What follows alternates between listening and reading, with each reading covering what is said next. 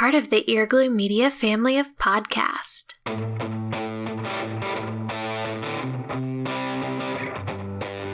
You're listening to the Cantina Cast, your home for thought-provoking Star Wars talk. Join Albert and Jonesy in breaking down the latest news, trailers, movies, and of course, your favorite characters from a galaxy far, far away.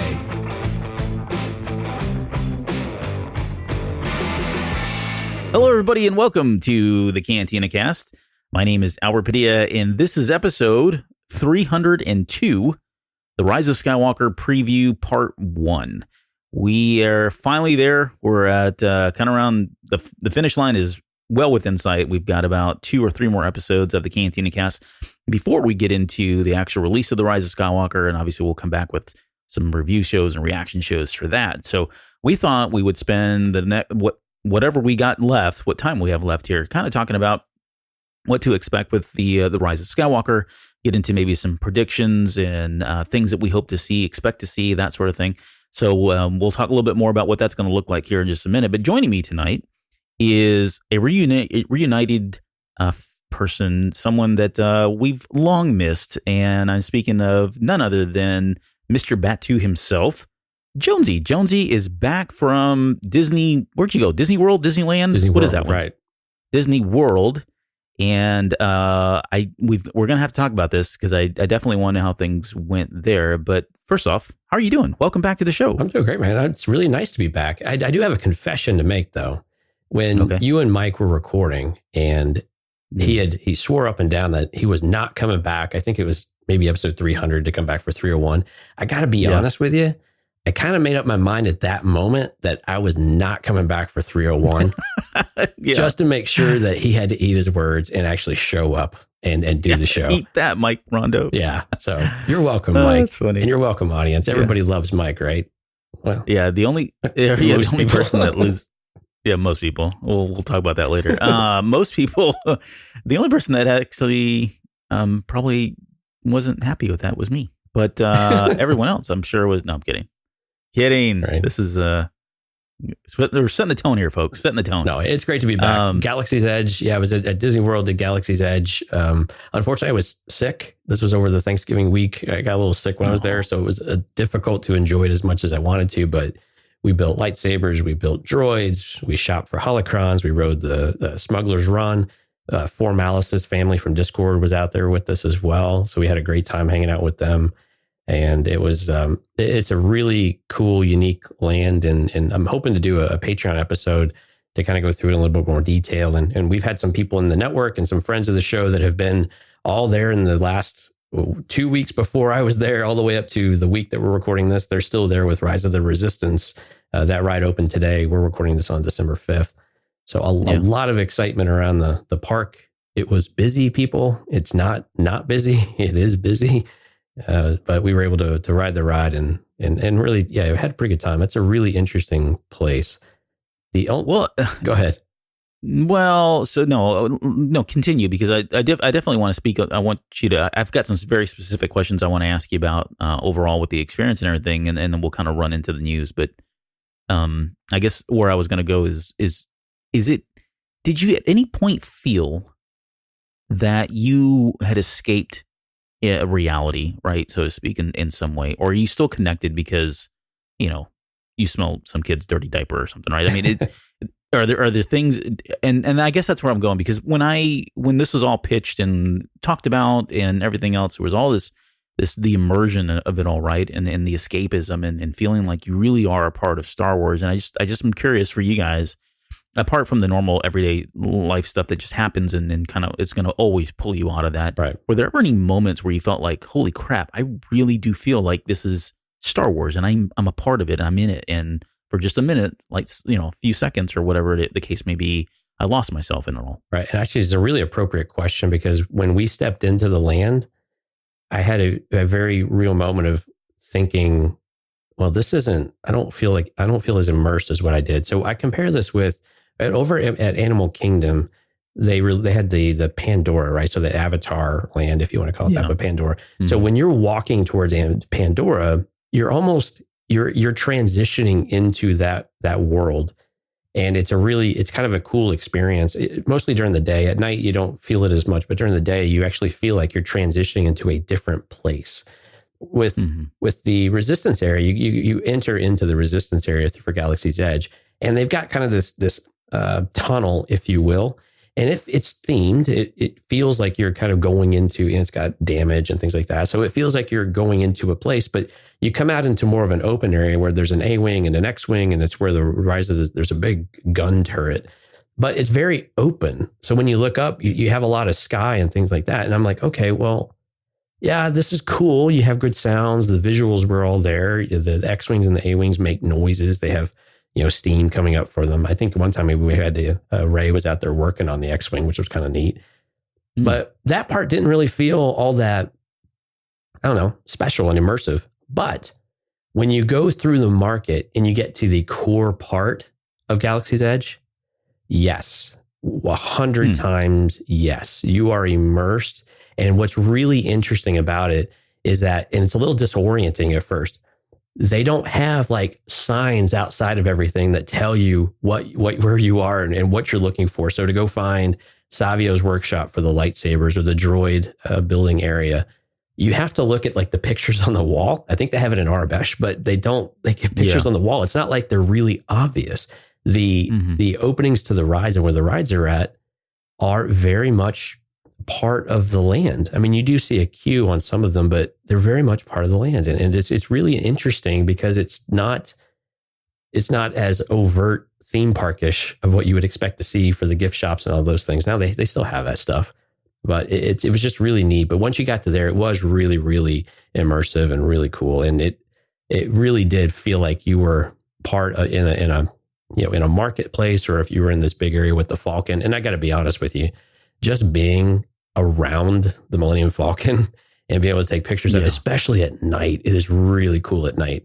Man, oh, I can't imagine. That was pretty real. And the queue for the Smuggler's Run is pretty neat. It's all themed. You have these catwalks and metal railings, just like what you would expect to see. It kind of felt more, this is right up your alley. It kind of felt more like Aliens a little bit, with the grates and things like that on the floor. As you get up to the multiple levels, I just kept expecting an alien to come out and get me. But and they have these big windows, so you look out and you're like on the back of the Falcon. You can see the back of the Falcon. So I'm like taking pictures on the back of the Falcon. It's just a really unique experience. And the ride was okay. Yeah, how was the ride? Yeah, the ride was okay. If you go to Disney a lot, the ride probably feels a little bit underwhelming. If you don't go, you're probably going to have your mind blown. You're absolutely going to love it. So you've got 6 people in the ride. Haley, my daughter, was the left pilot. I was the right pilot. I got to pull the hyperspace Nice. lever, which was, I won the day. And then, Tuan and his daughter were the gunners. And then Leslie was doing engineer. And then we had a 6th random person with us for a single rider. And so everybody's kind of got your part, right? And the pilot seems to be where the most of the fun is at, but we did okay. But it was a pretty neat experience. It was pretty fun. I think the only complaint I hear about is that it's difficult to really, it's really difficult to watch the video board depending on what your task is. So you don't always feel like you're able to enjoy the entire experience quite as much. But as a pilot, I'm watching everything. Yeah, you're working, and you're focused on. I got to touch a button that's blinking and things like that. Whereas the pilots, we got to just watch the show because we're just trying not to crash the ship. Yeah. So that's cool. Yeah, so it sounds so. How long was that ride? How long did it go? That's a good question. Jason was actually telling me that if you do some things right, you can actually get extended play. We did not get extended play, but I don't know. It's probably a 5, 6, 7 minute ride, something like that. You have an experience as you go through though. And Pandora's like this with their Flight of Passage ride, where you have, as you're in the queue, you experience a few things. You see Hondo and he's talking, and there's a video, and an actual live action Hondo on a video. And so you have kind of those. So the experience starts before you get on the ride itself. So the ride itself is only, probably less than 10 minutes, but I thought it was a pretty fair experience. And then length of the ride, I thought that worked pretty well. But we'll go in a lot more detail. Yeah, we'll go in a lot more detail, maybe on a Patreon show here soon. And for those that are interested that would be awesome. I'm interested. I want to know more. But I guess overall, highly recommended. I would assume, from what I'm hearing and worth going back, I guess, if you. Oh, can do so. absolutely. Yeah, there are some. Most people are just spending all day there and taking it in. We had the little play app, and Haley was going around collecting the little. You scan the little barcode type of things. It's like the Star Wars equivalent of a QR code, and you're able to do that and unlock things. And she was having a pretty good time with that. She's kind of in this scavenger hunt mode type of thing right now. So she liked right up her alley. Yeah, it really clicked with what she wanted to do. And of course, you have to go buy your $5, $7 Coke bottle that looks like a thermal detonator just to say you did it. So and you get to keep that, right? Yeah, we did. I think we threw ours away because I'm not bringing all that crap back. Yeah, thanks, dude. I mean, I'm like right here, but whatever. Well, no, I can hook you up. I know a guy. I know a guy. That's awesome, man. So glad you guys had a good time, and thanks for representing the Cantina Cast. I know you posted a picture of you and Tuan hanging out with the Cantina Cast shirts on. So yeah, and we had other listeners out there. Fisto Fury was out there at the same time and wasn't able to quite sync up with him and his family, but it was pretty cool because we knew a lot of people that were out there in and around the time we were, and it was really cool to get their experiences and have some of that shared in Discord and just phone calls and text messages and things like that, which is really cool when you kind of share it with other people. I had a coworker that was out there at the same time. I had sent her a picture of you and Tuan. I said, if you see these two guys, punch them in the face. So hopefully that happened. If not, that's okay. And then, of course, Katie's always out there too. Like, I was trying to sync up with Katie. Yeah, this was the one time she was not around. If I know, she's always out there. Yeah, she was telling me, she's like, well, if you were out here in October, we could have probably met up at Epcot. She's always drinking her way around the world. And so I knew we were going to be out there. And Twan and I had a good time around the world too, over at Epcot.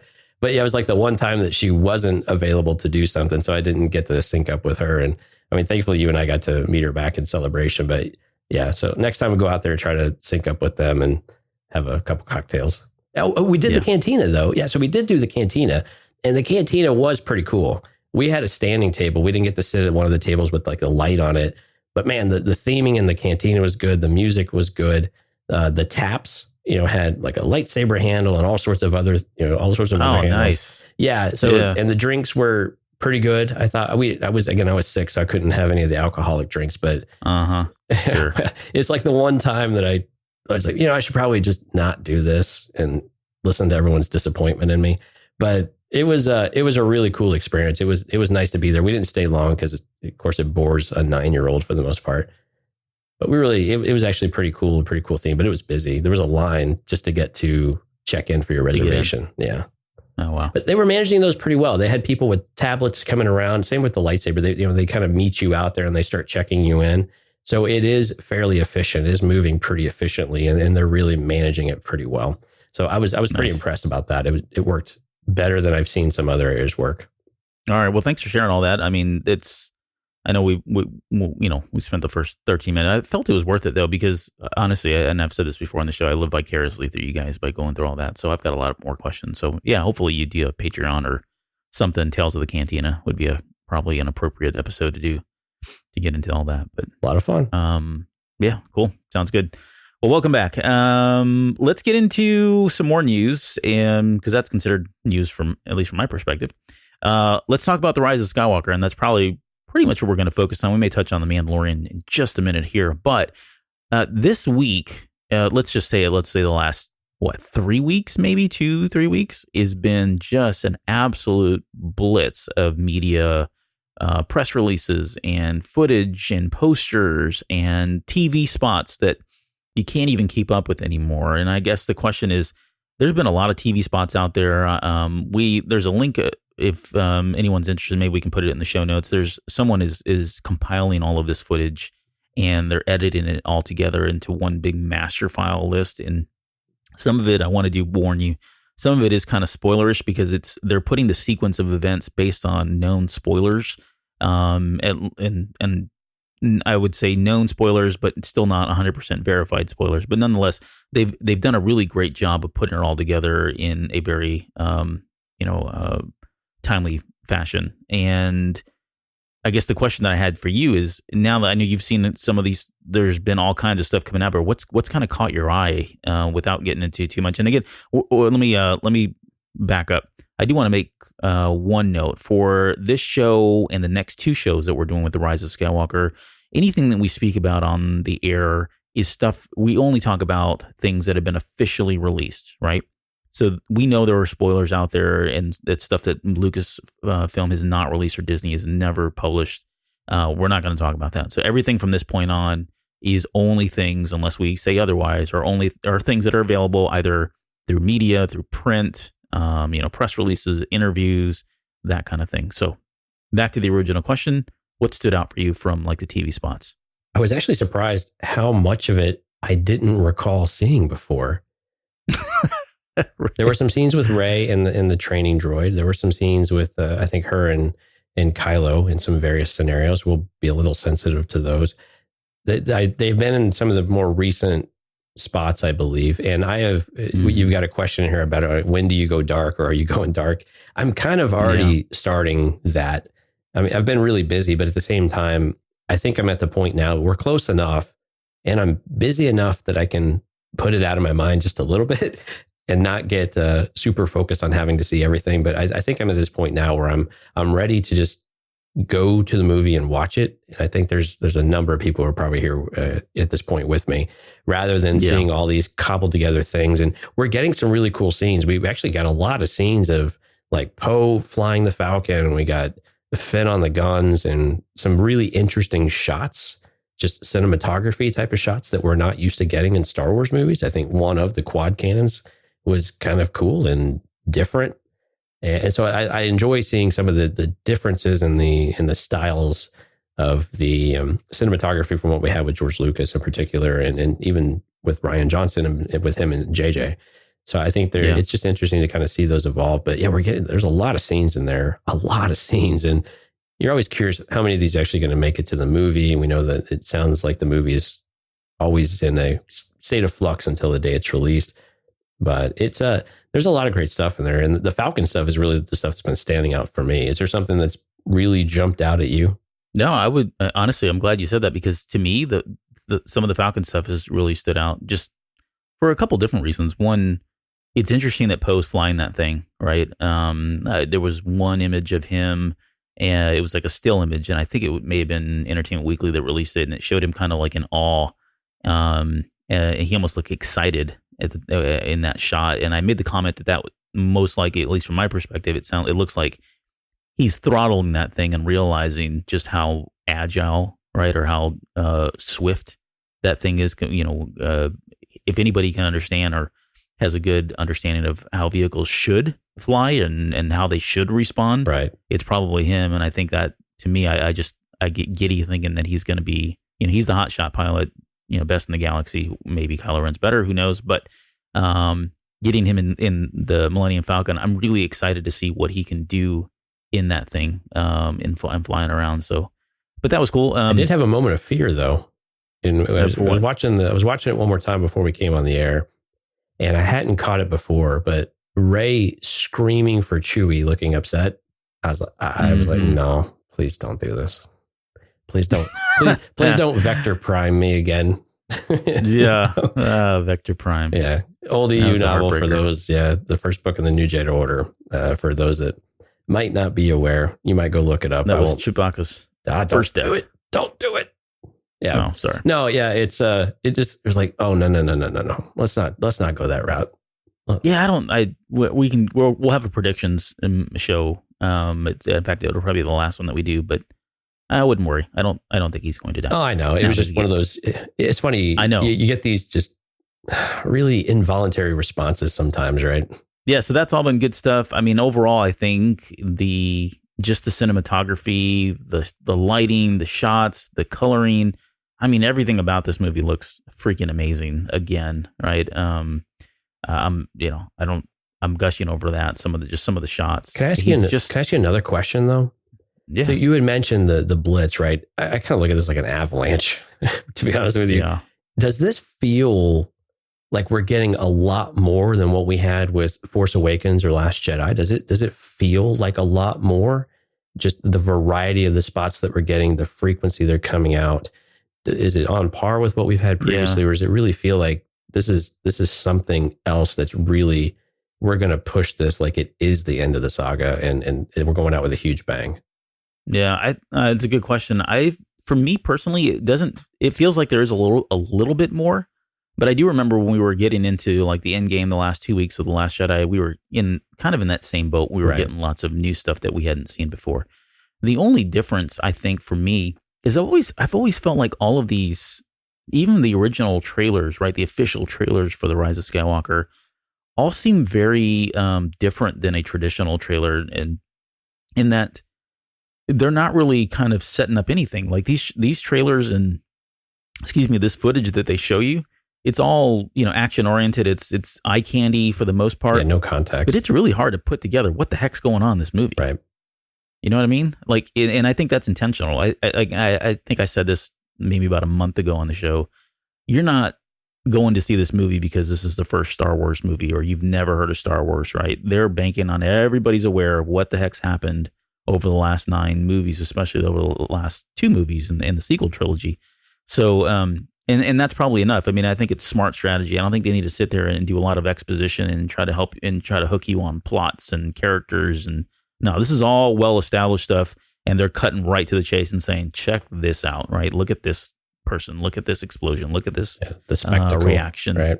Yeah. Right. I mean, they're banking on just pulling everybody in. So from that perspective, that does feel a little bit more different. It feels a little different than like The Last Jedi, where I think they were really focused around more of the contextual stuff, right? As opposed to just the eye candy and pulling people in. I don't think they're really going that same route. Yeah, so. on the surface, it felt like it was a lot more, but like you were saying, as I started thinking back what we experienced throughout the month of late November and especially into December, because we even see a little bit with Solo. We saw this a little bit with Solo, but with Last Jedi in particular, you're right. There was just a deluge of different spots coming out in a variety of ways.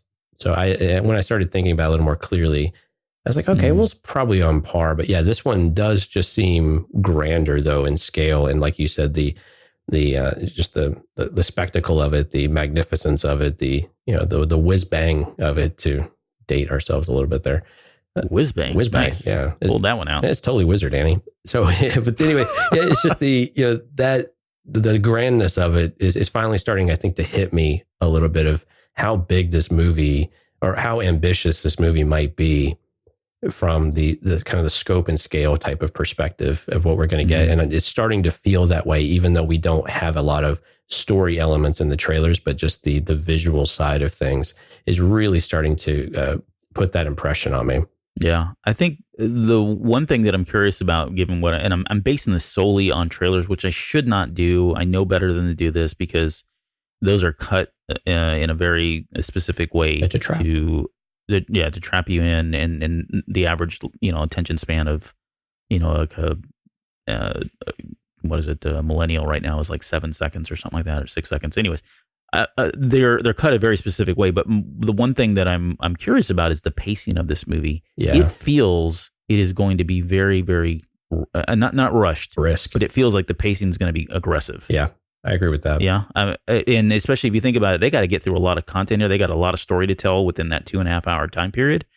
That sounds like it's going to be all right. I don't think they're going to, they're not going to sit there and loiter around on a lot of backstory for some of these characters. We probably aren't going to get much from, the Knights of Ren, and who were they? And that's part of what this show's about here in a minute here. But I don't think we're going to see a lot. They're going to announce them. They're here, and bam, you're just going to, it's a suspension of disbelief, and you're going to have to roll with it and accept that that's where they are. And we're not going to get all this, background that we've been thinking about and headcanon about for so long, because I just don't think there's enough time, which is, I think, is going to bode well. I mean, I think this movie is going to be super fast paced. I think there's going to be a lot of action in it. I don't think it's going to let up, and it's going to be one of those movies that feels like that, you're not going to catch everything until the third or even the fourth, fifth showing, right? I think there's going to be plenty that you just miss because it's just going too fast. Right. And I think it's going to be interesting when we see it, because there's a lot of people that felt like this should be a 3-hour movie or more, right? Or part one or part two. I think it was even came up at one point. So it'd be interesting to see if it's really brisk, do people feel like, well, it was too much, it should have been longer? Or is it they should have focused some of the story a little bit more, because that's kind of your two camps, right? That you're either kind of one way or the other. Yeah. You know, so it'll be curious how we view that and how we feel that, because we know there are certain story elements that have to be met, that have to have the emotional gravity in order for it to be a really effective movie, right? I mean, Leia's the one that comes to mind really quickly, right? So there's certain moments in it that we know have to be captured, and we'll talk a little bit more about that over this episode and over into the next one as we get ready for the movie. But there's some things that you can't sacrifice those to keep that pacing up and to just churn through some of the content. So I'd be really interested how JJ and them, execute all of that and be able to, bring it to life. And going back to the question of when are you going dark, and this on my Twitter feed, I've noticed a lot of people as of this week, especially, they're unplugging. Like they're saying their goodbyes and see you guys in 3 weeks or 2.5 weeks or whatever the case is.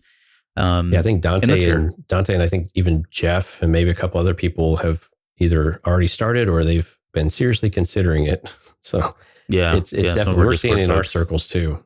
Yeah, for sure. And I would say, and this question came up, and I'm going to go off script here just a little bit because I think it's relevant. But the questions come up, hey, Jonesy, Albert, even Mike, you guys follow spoilers. How does that play into when you're sitting there doing like prediction shows and how does that impact them? And here's my official line on that. Yes, I follow spoilers, and I've been following spoilers for the last 3 movies anyways, including Solo, but not as much for Solo because I was kind of hoping for that one to just be surprised by it. But anyways, even if you do follow spoilers, and today was a prime example because there was there was a little bit of news that broke where, one group was reporting what the original script for episode 9 was going to be based on Trevorrow's script. And then Trevorrow came out and said, no, that's not at all what my script was about. Right. So there was some fact checking that happened and that's still going on. But even if you follow spoilers,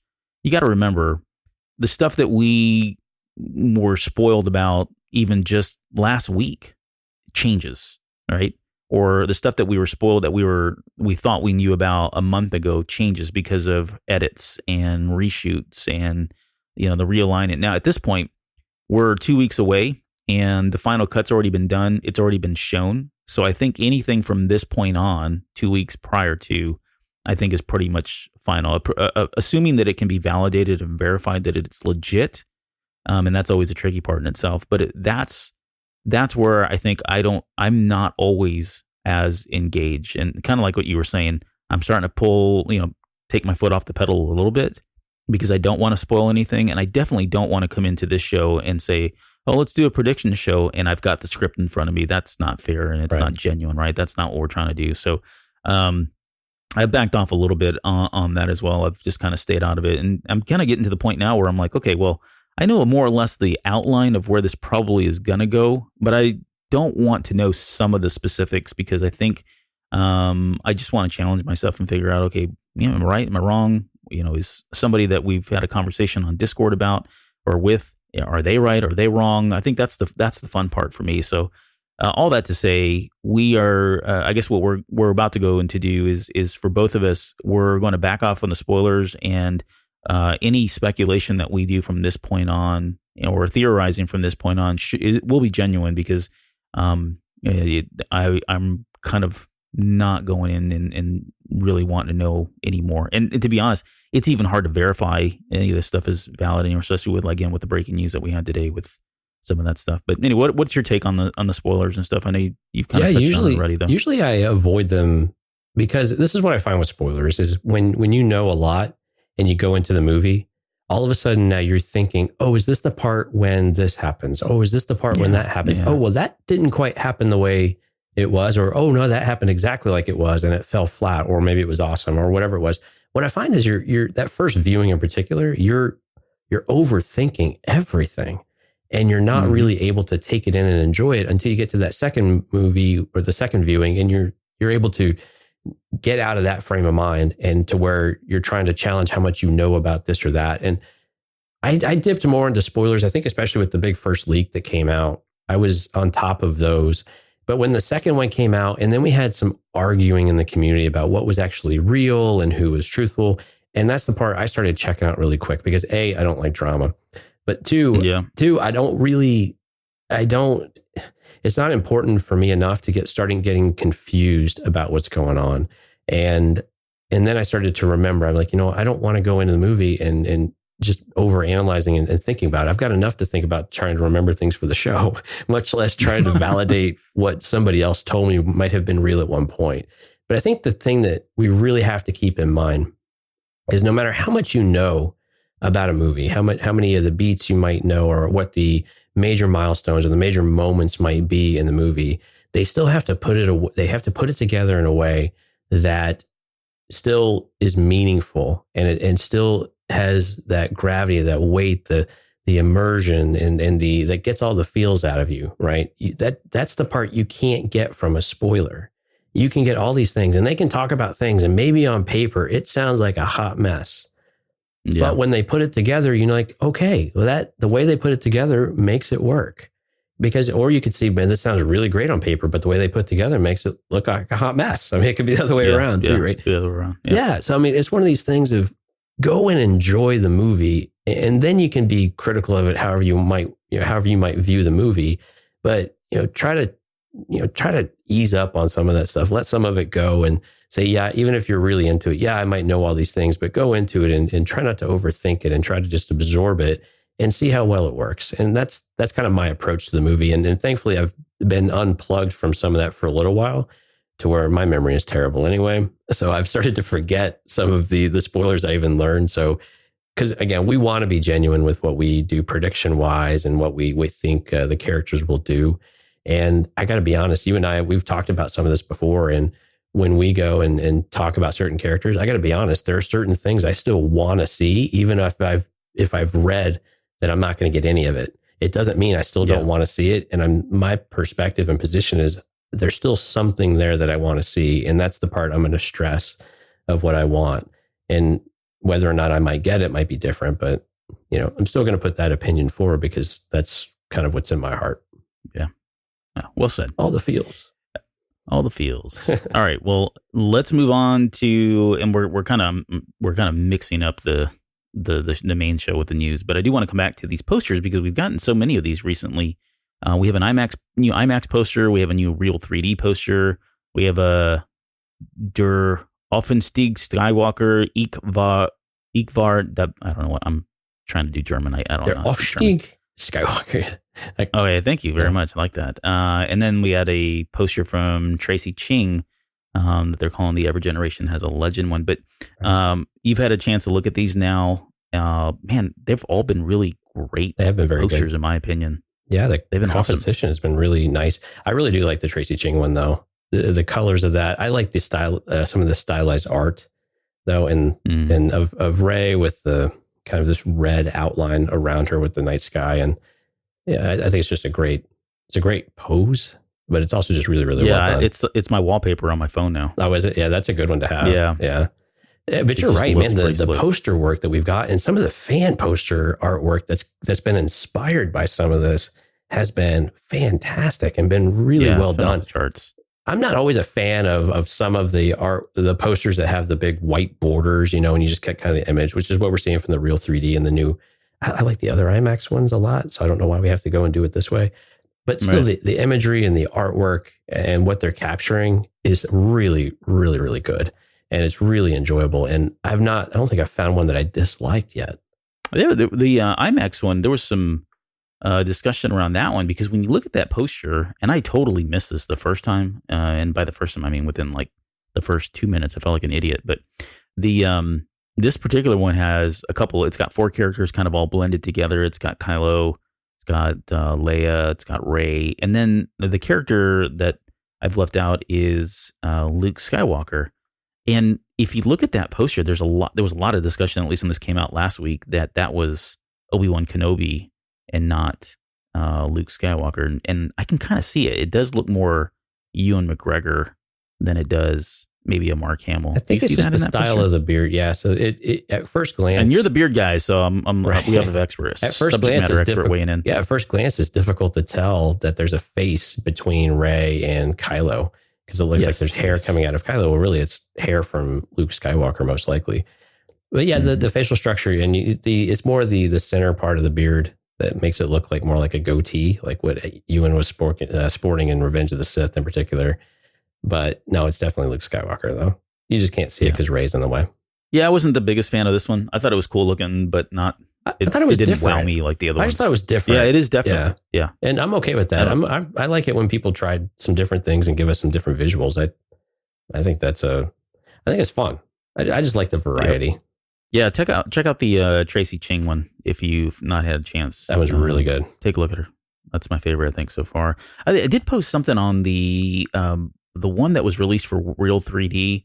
Not my favorite one. I mean, it's cool. Don't get me wrong. But the first thing I posted this on social media, I stuck this one side by side next to the original Star Wars poster, one of the original New Hope posters, because it does look very much it's very similar. The flavor of that. And that's totally intentional, right? You've got Kylo in the background. You have Vader in the background on the other one. And I'm talking about the infamous picture of a poster where Luke Skywalker is holding the lightsaber up in the air. Right. So yeah, it looks very similar to that. Same coloring, that kind of thing. But yeah, anyways, these are all great. Go check them out. I do want to call out, we had this Mandalorian intro that was done by, I think it's Gareth Wood did it. And I posted it on Twitter. And I'm going to pull it up here because I don't even know where the heck this thing is at this point. Albert's kind of a big deal, folks. He's a social media influencer now. Yeah, that's my official paraphrase some friends of ours. But I know it broke over like 1 million views, and for the last week, I had to shut off. It sounds stupid and cheesy, but yeah, I had to turn off Twitter. I just couldn't. It just kept going off like every freaking minute. Right. Somebody was reposting or retweeting or liking the video. But hopefully we can get that in the show notes. If you've not had a chance to see it, someone has taken the some of the footage from The Mandalorian. They've recreated an 80s style intro equipped with the music from My Two Dads, which is an old 80s TV show as well. So they put that music in there, which I thought was really great. So good. If you get a chance, take a look at that one. And then, we've already kind of touched on this, but as of this recording, December 5th, we're 2 weeks away, buddy. Yeah, we'll be in the theater right now in 2 weeks. It's kind of crazy how quickly it snuck up on us. It's all of a sudden it's here. It felt like it was just forever away. And now it's just within arm's length. Super exciting. I didn't realize how excited I was for it. And actually, I have to thank The Mandalorian a little bit for that. And I can't believe I haven't got the chance to talk Mandalorian with you guys. It's so I got a lot of pent up excitement for that too. But the with The Mandalorian and getting some of that regular content for Star Wars, even though it's a very different style, has really started to get along with the media avalanche of Rise of Skywalker, is really kind of got me re-energized for Star Wars as a whole and in general. And it's been a really exciting time to kind of feel that energy kind of return, because sometimes, we talk about this a lot and you don't have a lot to talk about. Sometimes it feels like it drags a little bit. So now that we've just got all this stuff, it's great to have that energy behind it again. Yeah, that's for sure. And and we mentioned this about a year ago when Disney Plus was announced, that what's it going to be like, a year from now when there's a TV show and movies. And I think at that time we were expecting more movies to still be coming out regularly.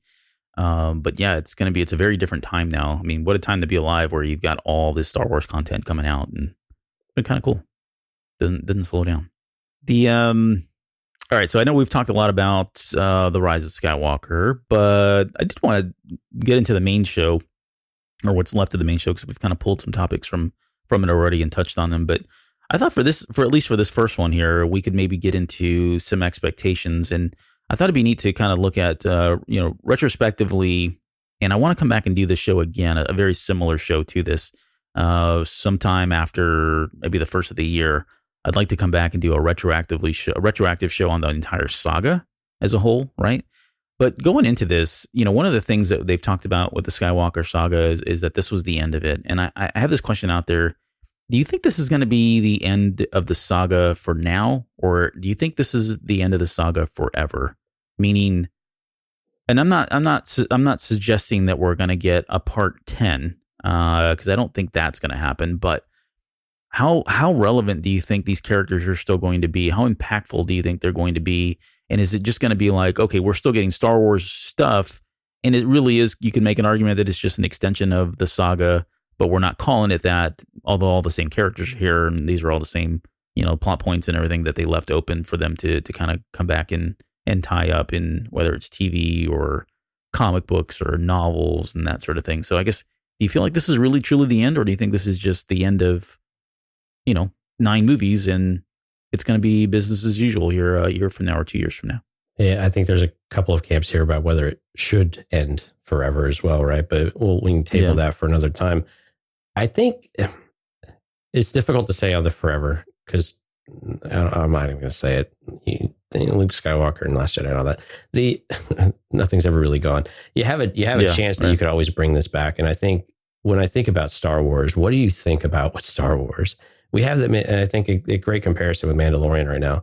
With the Mandalorian, I didn't expect Force stuff. I got to be honest, I was not expecting Force stuff. Now, I should have known better with Filoni involved, but didn't really expect it because I thought it would be really grounded in something a bit more real, if you will, or tangible. So I was really surprised about that. But when I think about Star Wars, it's the Force, it's lightsabers, it's Jedi, it's Sith, it's good versus evil, and some of those general tones. And it's really difficult to, when you look at the slate of the things that we have now with Cassian Andor and even Mandalorian, and Obi-Wan might not stray as far into some of those things because he's trying to lay low, right? So it's not necessarily the same type of Jedi type of environment that we had with the prequels or even the original trilogy. And that stuff, I think, still has to remain in some way. And whether it's part of a Skywalker type of saga, I think it's going to very much depend on how are they going to be able to bring that type of environment that really excites people and makes Star Wars so unique and rooted in our generation in particular. How do they continue to bring that forward if we're not going to lean on the Skywalker side of the saga? I think the Skywalker side of the saga, we've got 9 movies. We've got a lot to be happy about, a lot to talk about, or a lot to be frustrated with if you were in that camp, to where we don't necessarily have to make any more, but I could see where they might start to entertain it if some of their other ideas that try to capture that spirit start falling a bit short. What about you? Right. Go back to the well. Yeah. So to speak. Unfortunately, yeah. I mean, and it's a thing. I mean, it's just the reality of a business. I mean, I hate to bring the business side of things into it, but that's just the reality of it. Yeah. No, at the end of the day, it's exactly what it is. It's still a business no matter what. Now, it's a good point. I think my thing is, they've touted this as the end of the Skywalker saga, and yet the title of the last movie is called The Rise of Skywalker, right? I mean, there's almost kind of this contradictory type viewpoint there, right? It's saying it's the end, but we're starting over. And so from that perspective, yeah, I mean, it's certainly just, scathed in irony, right? I think to me, that spells that, yes, it's the end of these I guess my viewpoint is it's the end of these movies.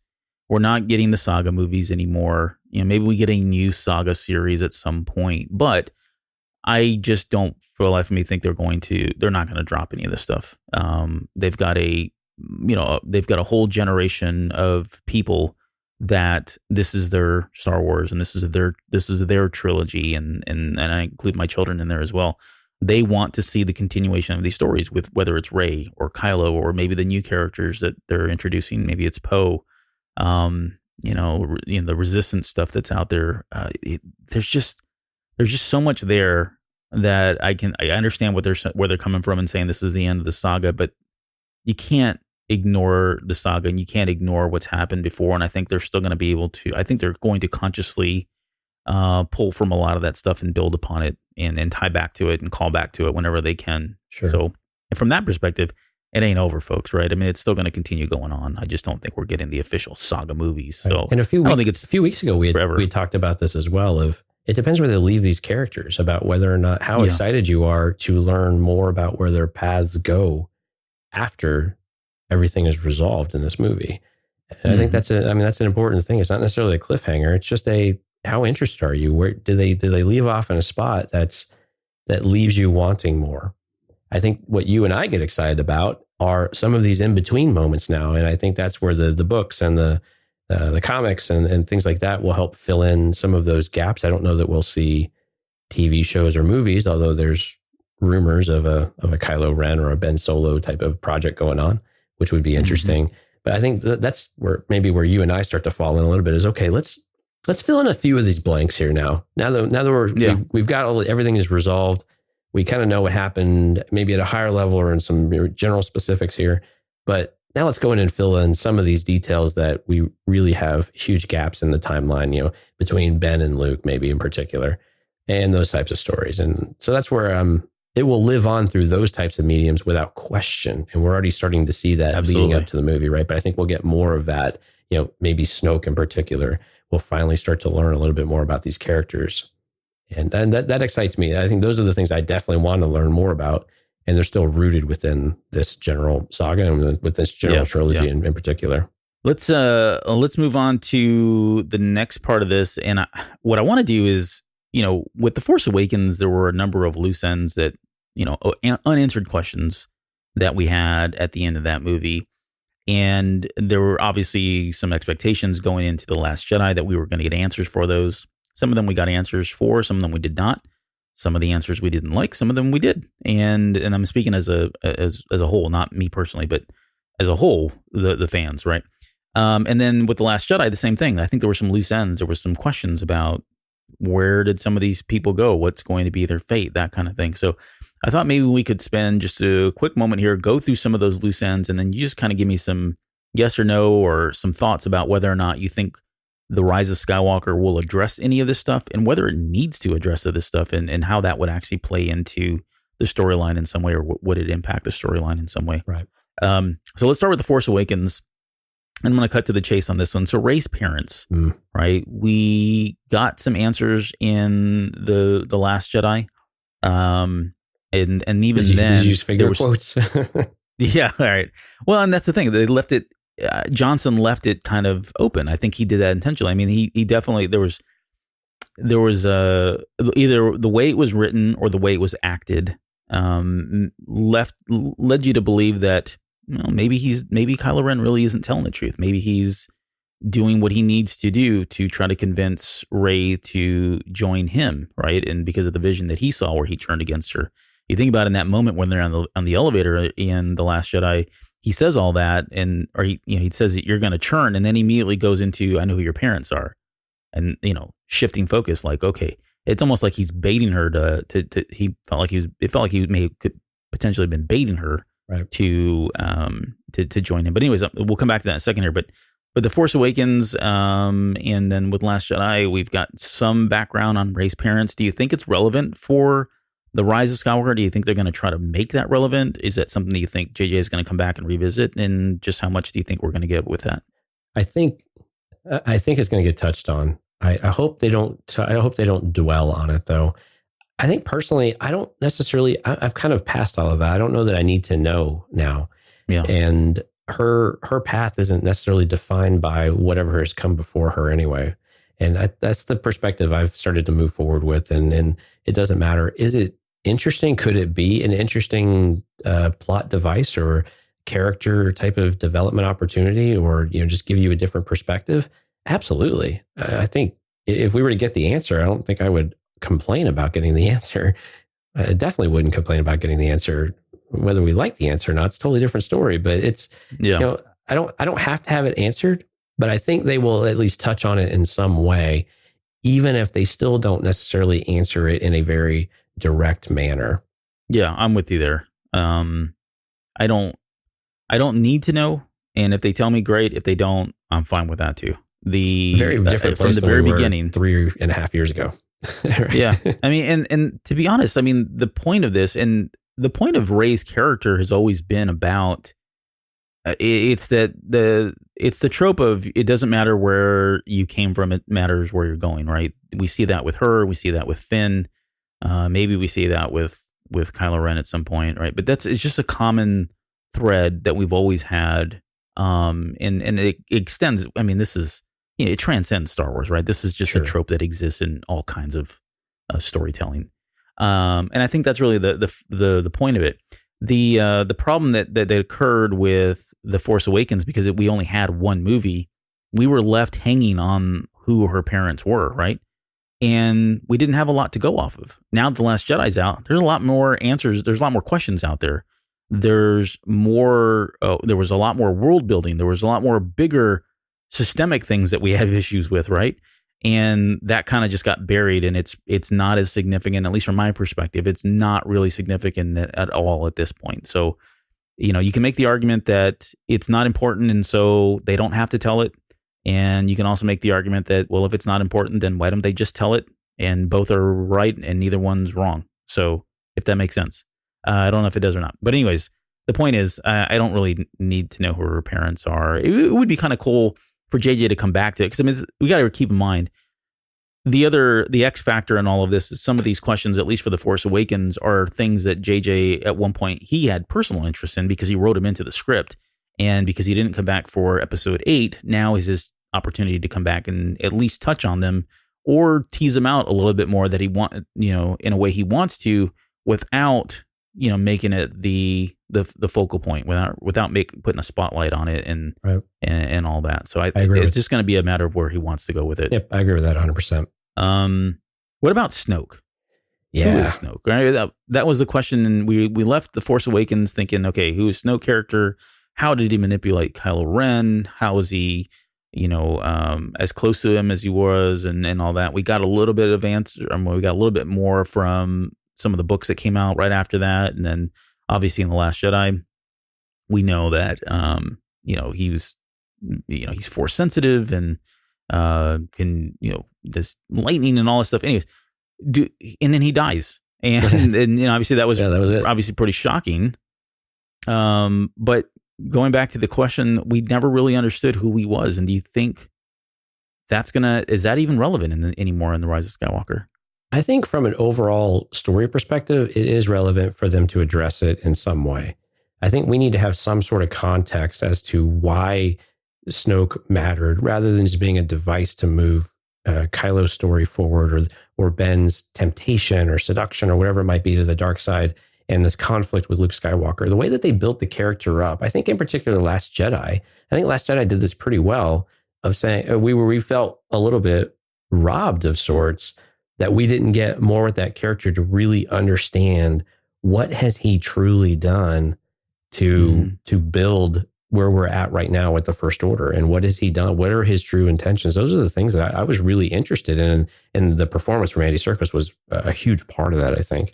But it's we've had this character in two different movies, and for him to end rather abruptly, I think is a little bit disappointing, to where I think we need to revisit that. Are we going to get a huge amount of backstory or a big monologue about it? No. Will it be part of something like that? I think that's very real. I think we might get a flavor of that, to where we understand and we can at least see how that part of the puzzle fit together in at least a rough way.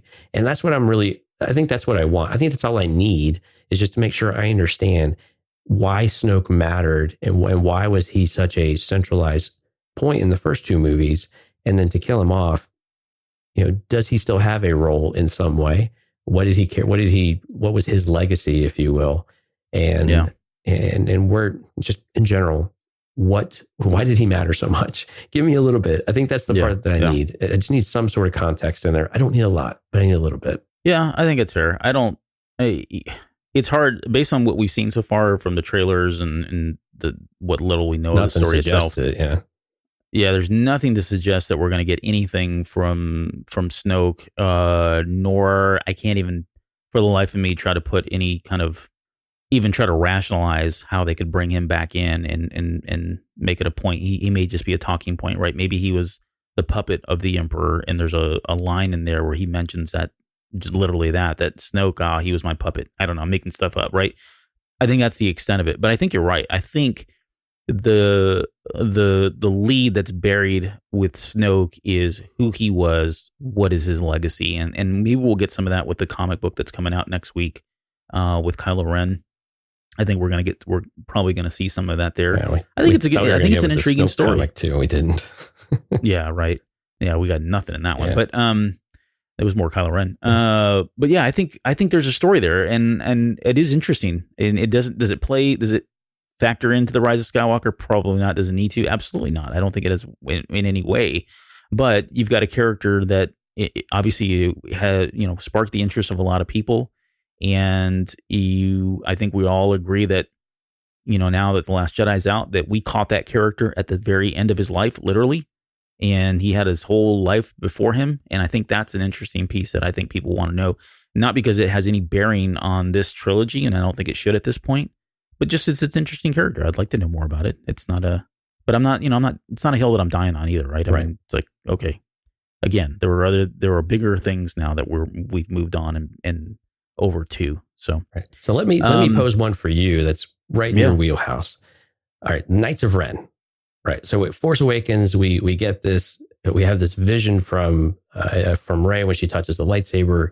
We got this storm with the rain and these characters, these dark, foreboding characters with Kylo at their lead. And we have Snoke again saying, Kylo Ren, the master of the Knights of Ren. We had this buildup around this group and a lot of speculation as to who they actually were. Were they former students of Luke's Jedi Academy or what? And did he take them away? There was a lot of, question and speculation and interest and excitement around them. And then we've kind of dropped them in episode 8.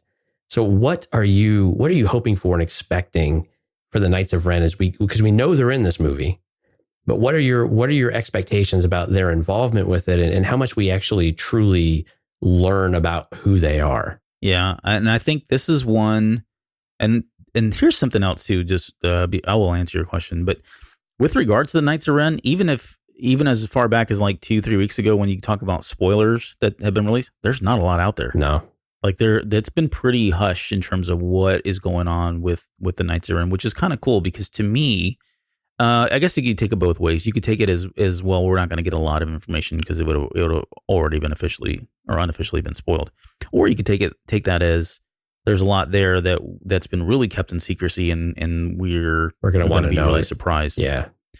I hope that it is the latter. I hope that the Knights of Ren. Well, let me just say, I think they're going to factor into this, obviously, because we've seen them. There's merchandise out there. We've got a whole comic book that's coming out. They're definitely paying a lot of attention to them, and they will be paying a lot of attention to them here very soon. So that bodes well for us getting some background on them. I don't think they're going to dwell on it. I don't think they're a central point to all of this. But I think if you're going to introduce, with the exception of the Emperor, who we know is, they've kind of teed up to be like the ultimate baddie for this movie, right? He's the antagonist, if you will. He's got to have somebody we've got to have somebody else though, because he looks like he's in some kind of robotic thing or whatever. So I don't think he's running around and they're fighting these guys off, right? So then who are they fighting? So who are the other antagonists and who's giving them, who's creating the conflict in this movie? Right. It can only be one of two groups. It's either the stormtroopers, which, or the Imperial forces, or I'm sorry, no, look at me. The Sith troopers, maybe? Well, maybe. I think that's kind of like a tail end. I'm just saying in general, it's going to be the First Order is the antagonist.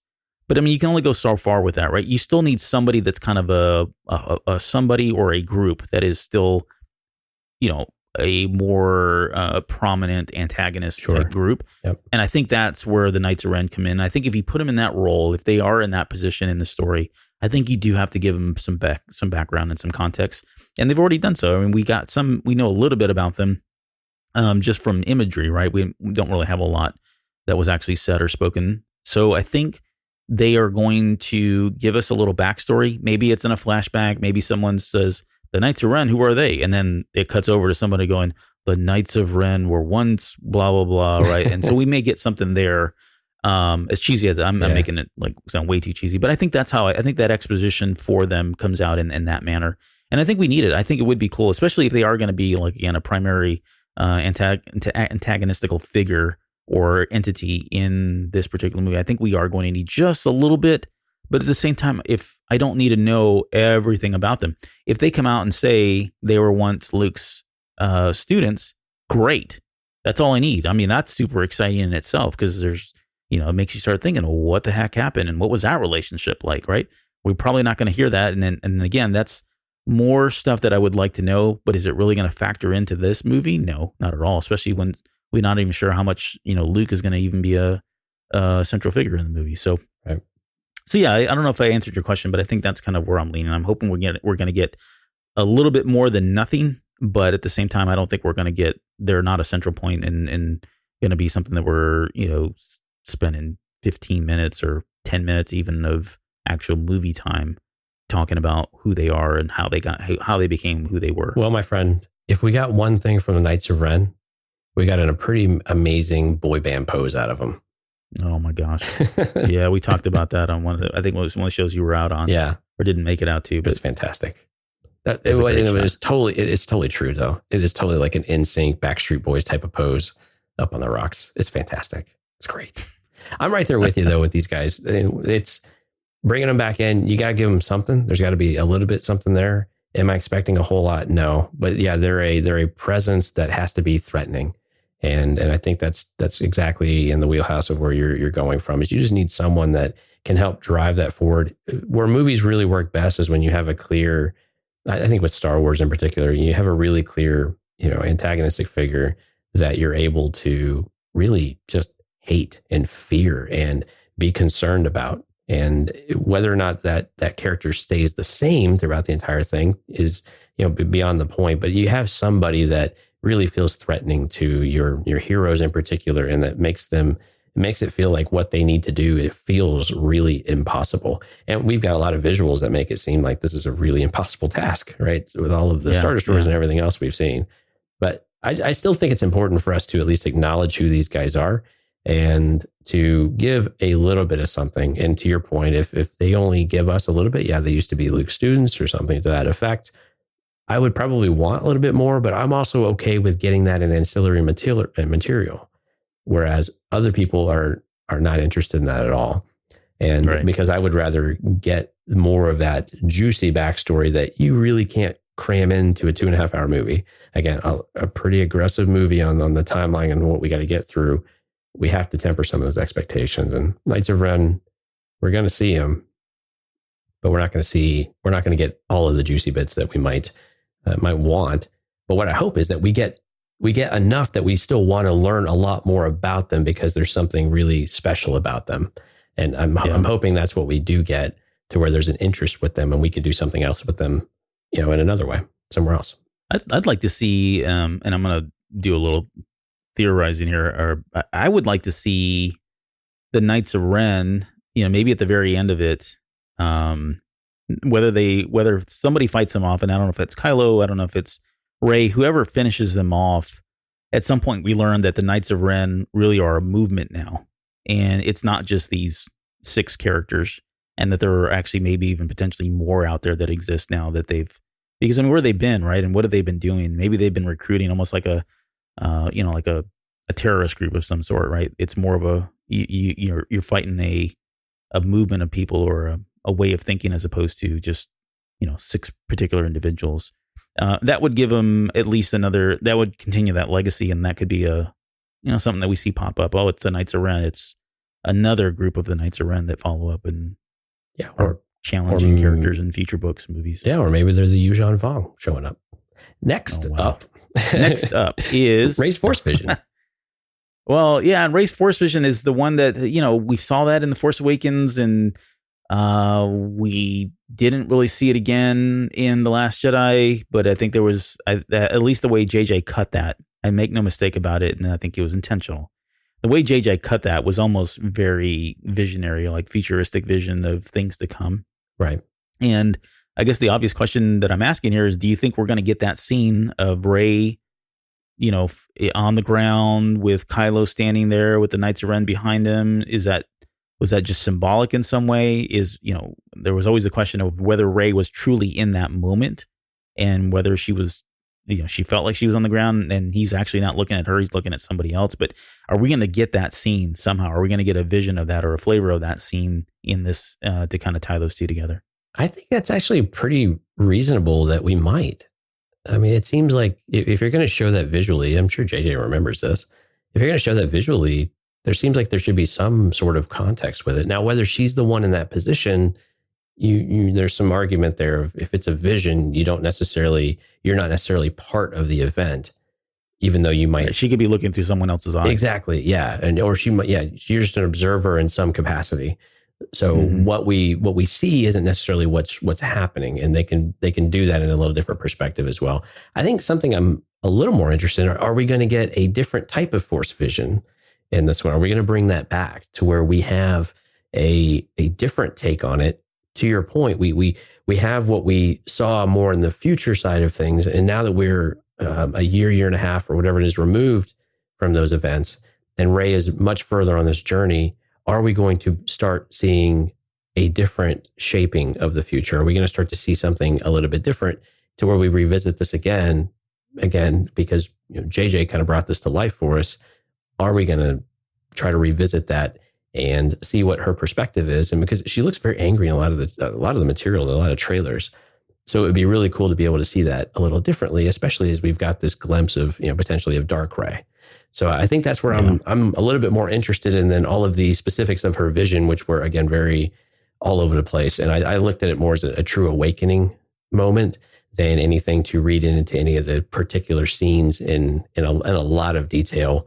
Well, more so than we've already shared, I guess. Yeah.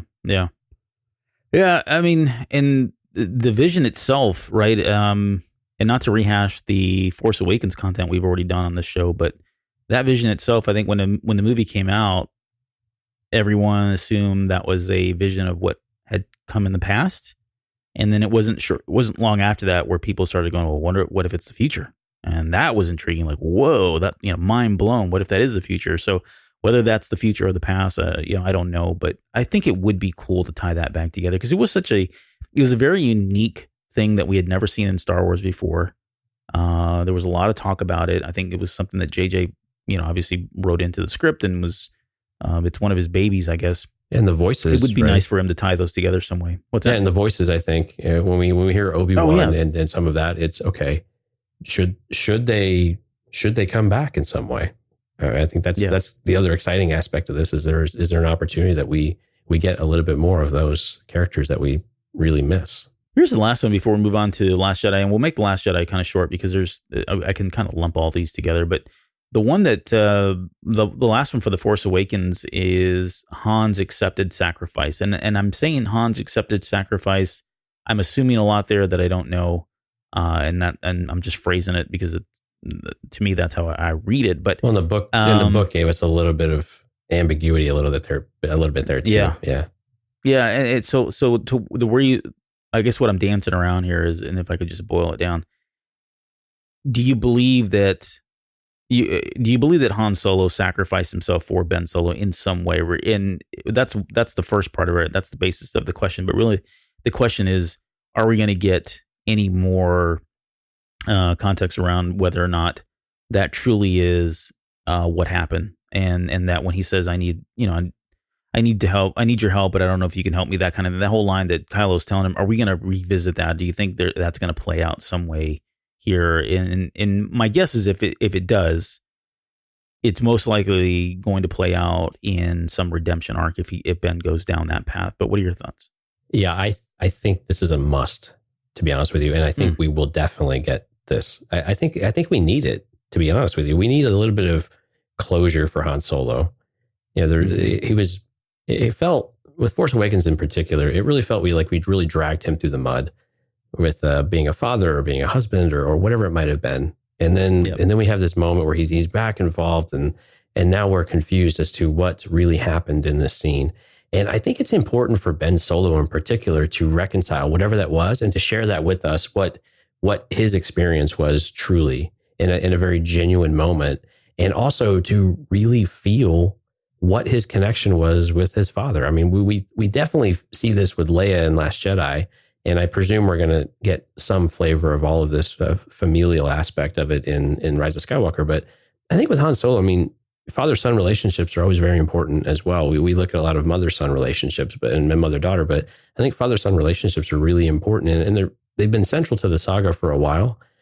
So why not? This is another opportunity for that too, and to be able to really see how two men reconcile their feelings for one another as well as their difficulties and challenges. And I think that's something that we as a dad of a little girl, I'll just speak from personal experience. The challenges between someone growing up and their father, or a young man and their father, can be really difficult at times, and a lot of headbutting. Yeah, I mean, your perspectives on it, of course, where you're at in life is, of course, a big factor of that. But as you get older and you reconcile some of that, you have a lot more satisfying relationship in many regards, right? It evolves and matures, and I think that's the part that we haven't been able to see that with Ben and Han. And it would be really nice to be able to at least get some sort of context around, maybe not necessarily the why, but where is he at now, and where does he end up by the time the movie's over with, and how does he view Han Solo? I think that's really important for us to be able to get some idea of that relationship and really give us that overall closure of it. What about you? Yeah, I'm with you. I think it's central to the redemption arc if they go down that path. We could probably do a whole show on, splintered and fractured father-son relationships and mother-daughter relationships, especially in Star Wars.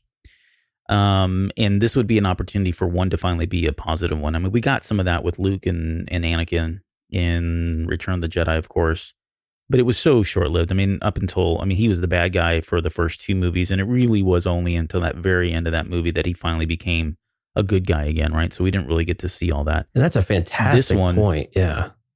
Yeah. So, I mean, it's another example. Hold on. I'm getting my thoughts across here, but I want to say that for Han Solo and Ben, there's a lot to say that he really needs some kind of acknowledgement from his father in some way, as much as he needs it from his mother. I think it's a different dynamic with his mother, obviously, and I can relate to a lot of that relationship, not from my own personal experience, but my own family and kids.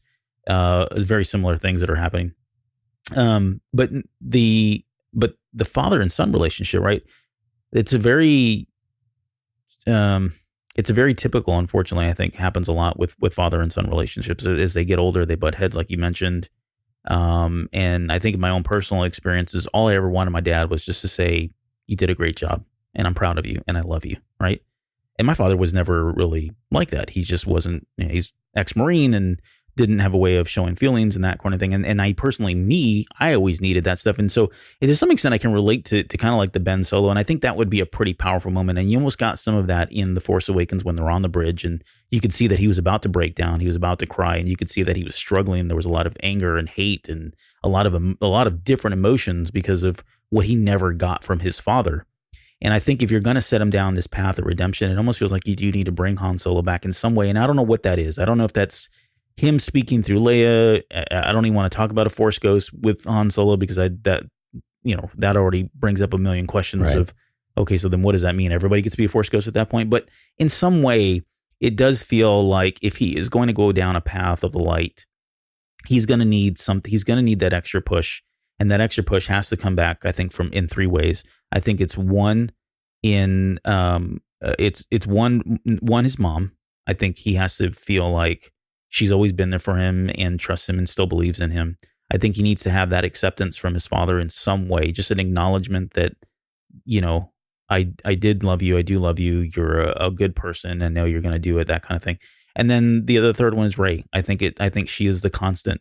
She's always seen him as being somebody that could turn this thing around. And as much as no one else has given him a fair shot, or at least in his mind, no one's given him a fair shot. No one's really believed in him. I think she's been the only one that's been a constant for him and really has always seen the light in him. And the only one in the movie, again, going back to the elevator scene, she calls him Ben. And it's a great moment when she says Ben, and his eyes, like he's kind of entranced. She pulls him out of whatever he's been thinking about when they're on that elevator in that split second when she says his name. And I think that's eye-opening to him that somebody like that actually truly believes in him and doesn't see him as this, Kylo Ren figure or the persona that he had established and created and all that. So I think a combination of all of those, I think, is what ultimately, if he does become redeemed or goes down a redemption path in this movie, I think all three of those probably kind of have to come together to kind of pull him out of completely and shift it all over finally to the light side. But yeah, and real briefly before we move on, I got to be honest, I kind of want to see a redemption for Han Solo.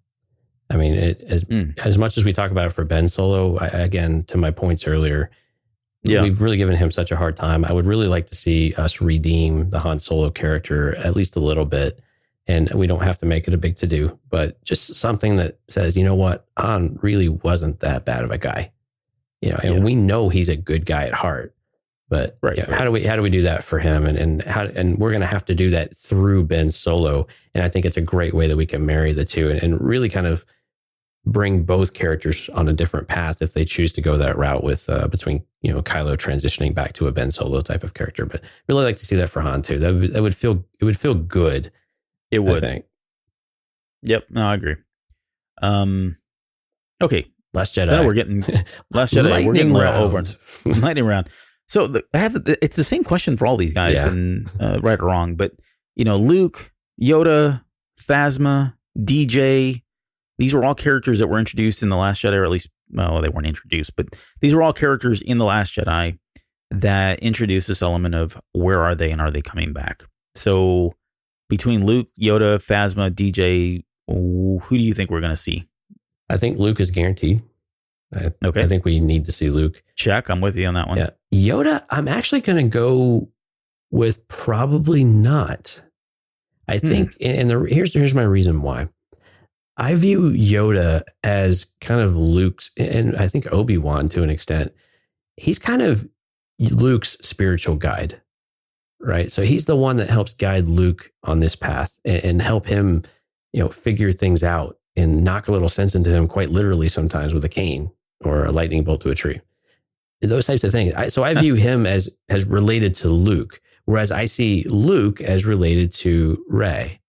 I'm using related to, not familial, folks, but just, you know, that's their guide throughout their journey.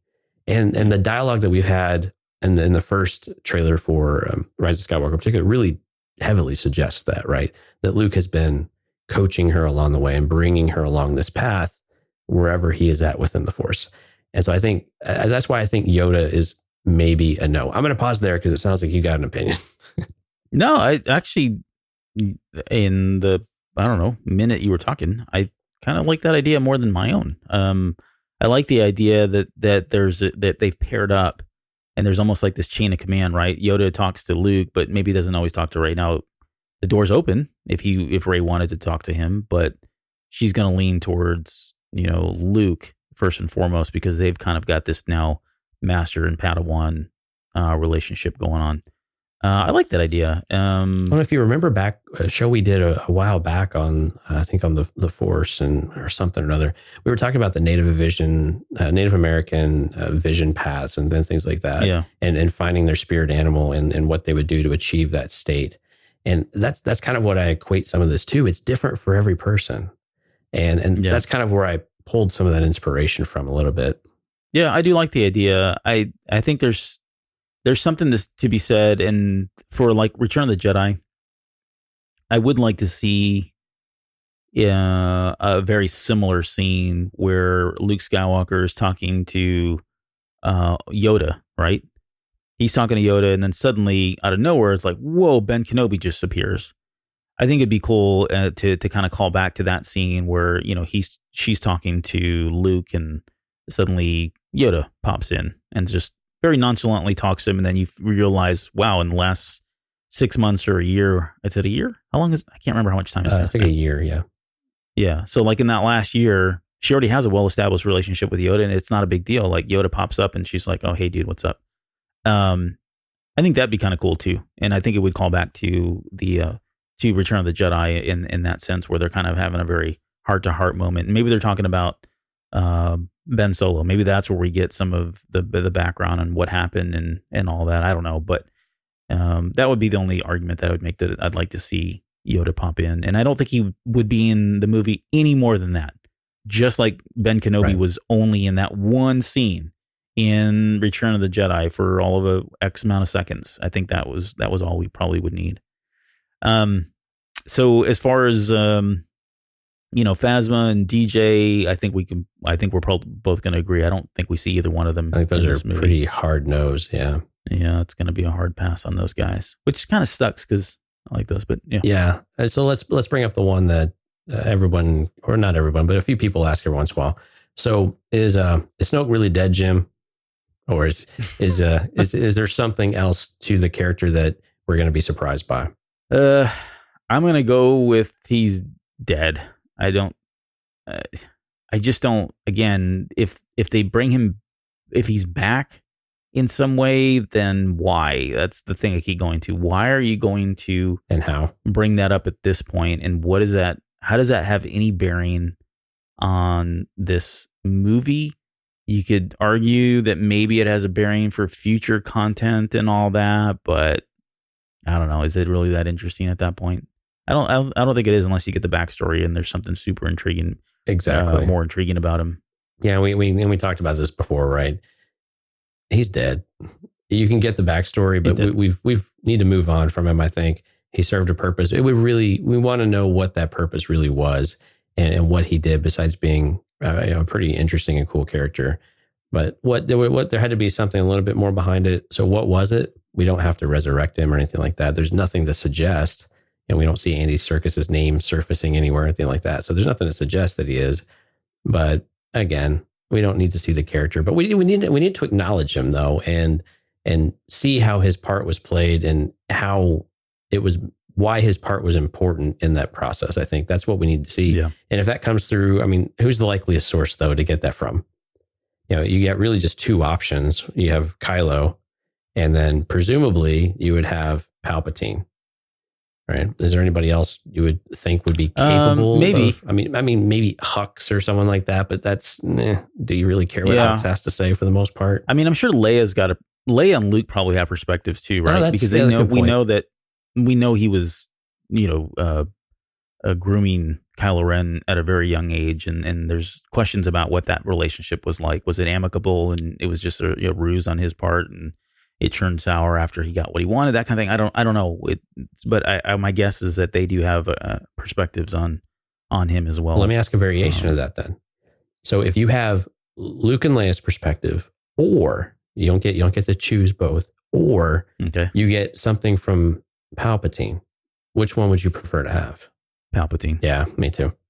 Because he's probably going to give you something more real, right? Or something that's not, I think, masked with interpretation or emotion, I guess, that type of thing. I think and also it's probably more story based for why was he important for the First Order or to Palpatine directly, for that matter. I was actually, and I can see that. I was thinking Palpatine more because it's more. I would expect him to use Snoke for more manipulative purposes, and if he gives you any background on Snoke.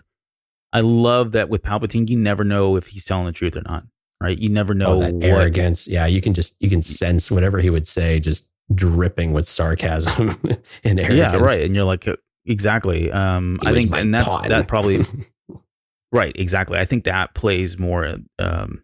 I think that from a cinematic perspective, I think that would be more intriguing. Right. Although I would like a little bit more honesty from like Luke and Leia on one hand. So.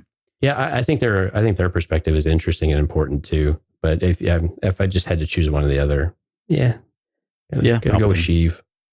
Yep, the Sheev. You can count on him. That's right.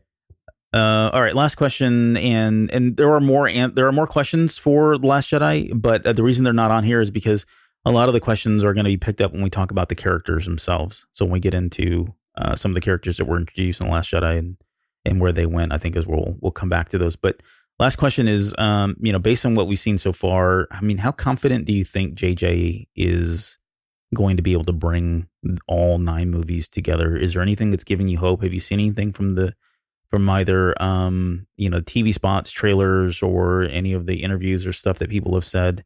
Do you get any? Is your confidence level high, low, medium? Where's it at with getting all this stuff bound in together? If I were to go purely on what you have seen publicly released, I would say I would be confused. I wouldn't have that as an expectation, to be honest with you. It doesn't. Yeah, that's fair. It doesn't suggest it at all, except for the text. Right. I mean, that's about the only thing that really suggests anything, because we're not getting any dialogue for the most part. No meaningful dialogue for the most part. So I think if you look at it from that lens, not really. Now, if you listen to J.J. Abrams or some of this, the cast and crew talk and things like that, that pulls forward a little bit, maybe into the medium. And I think that's where I'm probably going to sit. It's kind of this hopeful optimism that he has said that it's really important to do that. We've heard it from Kathleen Kennedy. We've heard it from enough sources that it seems like it was important to them to do it. So you have to assume that they're going to in some capacity. And we'll have to see how much and how well that works. But I think that they're going to at least try. And so I've got a bit of a hopeful optimism that he's going to find a way to do that. But visually, what we've seen and dialogue wise is difficult to really say it's anything more than a continuation of what we've had really in these first two movies, and maybe a flavor from the end of the original trilogy, maybe. But beyond that, there's really not else to suggest that they would really give you anything from the prequels in particular, unless they bring up the whole Chosen One thing and kind of go down that route. Yeah. No, I agree 100%. In fact, I'd like to come back and revisit this when we do our reaction shows at some point. I think this is a very valid question that we need to talk about a little bit more about. Okay, so now that we've seen it, did it do that? I am in alignment with you, though, that given what we've seen so far from TV spots, trailers, even some of the stuff, spoken word, there's nothing here that suggests that it's going to tie everything together. And it at most, visually or small references here and there, maybe that's where we see, but there's nothing that I've seen that's like, oh wow, look, they're on Naboo. Oh wow, look, they're on, Tatooine. I mean, none of that's happened. So well, if you had even it from that perspective, is it meaningful when you have it that way? Well, yeah, right. Yeah. No, I don't get it. Yeah, we're getting the visual. I mean, we're getting some visual cues. I don't want to say we're not seeing anything, right? We get Vader's helmet, which is front and center, which is exciting to see, and it's interesting to see what they do with it. And you got it still feels and looks like Star Wars, right? So I mean, it's gonna feel connected in some way. But yeah, you're right. Those story elements we really just have no idea about from just what we see on the screen so far. All right. Well, that's stay tuned. We'll come back to that again. That's going to be it for this episode. I think we went a little bit longer than normal, but that's okay because you hadn't been back, and so we're making up for lost time. What do we got for the network plugs? Yeah, we're pretty exciting stuff. Actually, let's plug what you've been up to because oh, sure. Let me start there. Cantina Radio is back, ladies and gentlemen. After it's out. God, how long has it been? Like a 2-year hiatus? I don't know. Sure. I've got my arms raised in the air like people can see my excitement, but I'm like doing my Wookiee roar. It's awesome. Yeah. So Cantina Radio is out, and if you've not had a chance to, so this is something we're offering, I think at the $2 tier level. Maybe it's $1. I don't know where I stuck it. I think it's a $2 tier. And this was something we started in Discord about 2 years ago. I started it, and it's really just it's a take on an old, on just listening. Imagine listening to like Casey Kasem for thank you, Imperial Moonwalker. Imagine like listening to like a Casey Kasem top 40 radio show where all of the music that's played is inspired by Star Wars in some way. And it could be everything. It ranges anything from stories or songs that are truly all about Star Wars, like characters or whatever, to a simple reference where they in the song, they may make one reference, one line that's Star Wars related in some way. And so I put these together. Interlaced between that are just some background on the bands, maybe the music. I've thrown in some old commercials from different eras for Star Wars as well. So those are my commercial breaks that are all of about, a minute and 30 seconds long. And so all that is, I pack it into like maybe a 30-minute episode is kind of what I'm shooting for. So the first one's out. A great feedback. Thank you everybody who provided good feedback on that. It was a lot of fun. I promise I'll get better on editing those. And then I've got another one that I'm working on. I've already written it all out. I just need to record it. And I'm doing a Christmas special. So this is all music. This is where it unravels. Believe it or not, it's going to all come undone at this point. But I just, Christmas is around the corner, obviously, and I thought it'd be funny to get one out that is really, and you're going to be surprised how much, just how much music is out there that is both A, Star Wars related, and B, Christmas related. So get ready for that. Is it? And see bad. Yeah, bad exactly. Yeah, you'll know here very soon. So that's coming out. Yeah, a lot of fun. I hope people go check it out. It's just meant to kind of expose you to what's out there. And Albert's being really kind about it. He's awesome. If you like The Basement and you like the way that Albert pulls from these knowledge and gives you a background on it, he does a fantastic job. So I hope you go and check it out and really enjoy that. It was a lot of fun to listen to. It helped my flight go a lot faster when I was going out to Florida. So I appreciate that. Yeah, you're welcome. No charge. Right. So, hey, while we're on this whole Christmas special, because everybody wants to ruin their careers, our friends over at the Film Appraisers, Josh and Joe, released a nice Christmas special where they go and revisit some of their holiday favorites, if you will. And it's kind of a quick episode, but man, it's a lot of fun, and they do a nice job, and kind of it brings back some memories too. So encourage people to go check that out. earglymedia.com/TFA, the Film Appraisers. And then, of course, our friends over at Smoking and Drinking in Space have been doing a Star Wars movie every week leading up to the Rise of Skywalkers already, because they do sci-fi movies. It's kind of it's somewhat of a retro review of sorts, but they talk a lot about it. It is not safe for work at all, or for children, or for anything. Or children. Lots of language, lots of suggestiveness. But we've Mike and I have been on the show a couple of episodes, and it was a lot of fun hanging out with the guys, and kind of for us a bit more of a lighthearted take on Star Wars, and there's always a lot of criticism to go around, but a lot of fun things too. So if you're okay with some more adult oriented content, highly encourage you guys to go check that out. earglymedia.com/sadis, SADIS, Smoking and Drinking in Space. Yep.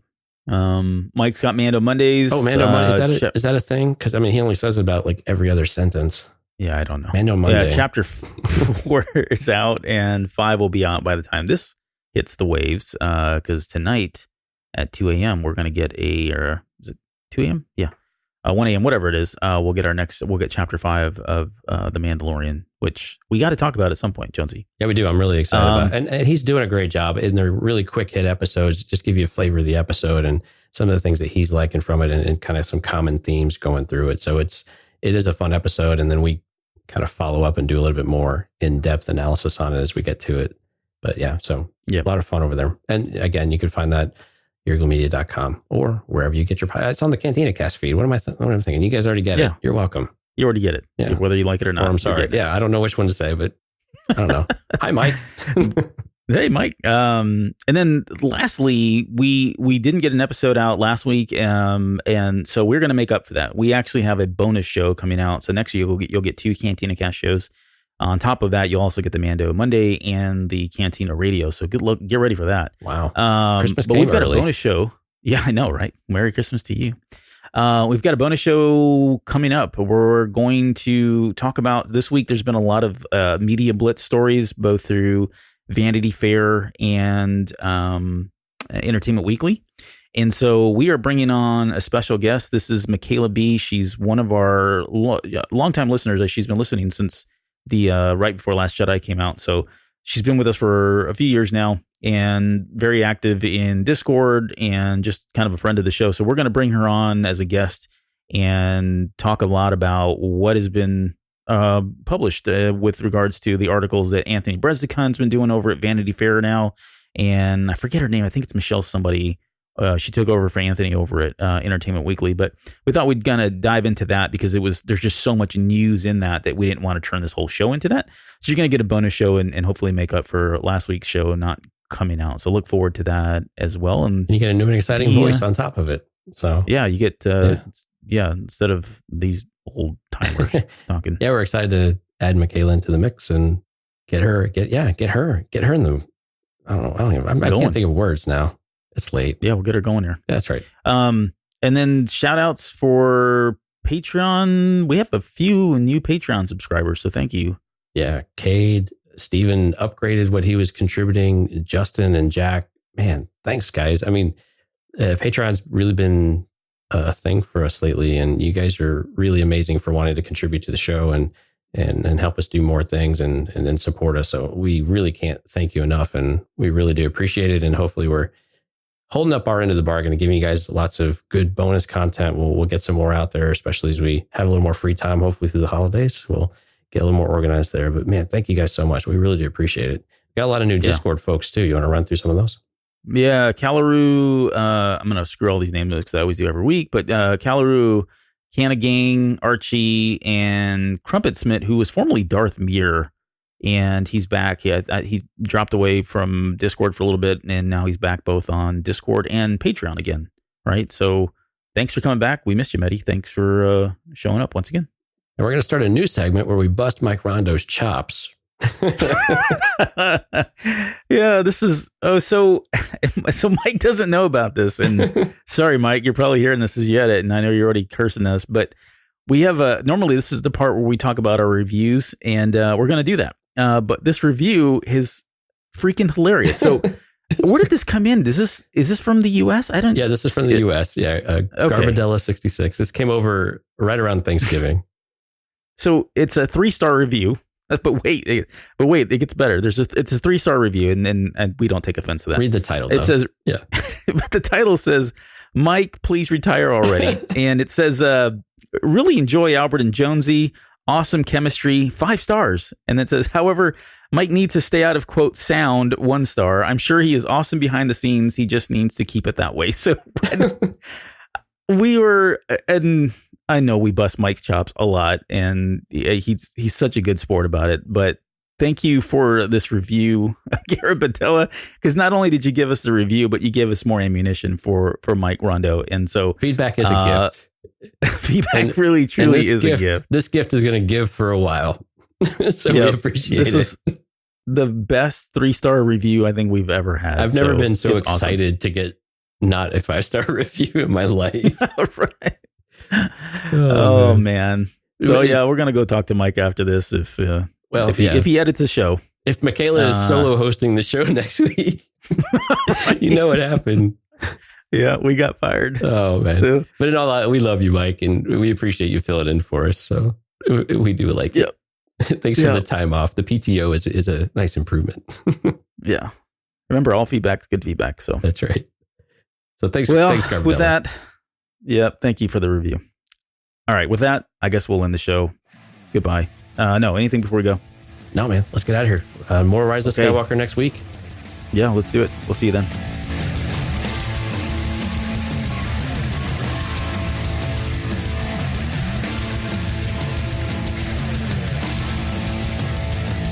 You're still listening? Wow. That's amazing. Well, I'm here to give you the disclaimer. Normally we do a big, long, drawn-out disclaimer thing saying what's what and who's what and all that other stuff, but I think you guys kind of know that Lucasfilm and Disney have no affiliation with us at all, and we have none with them. We talk about Star Wars, which is their property, and all that other good, fun stuff, but I think you can tell which is our stuff and which is their stuff. If you can't, well, then send a lawyer to send an email to me, and I'll be glad to chat with them. Other than that, you know what's what, so that's your disclaimer.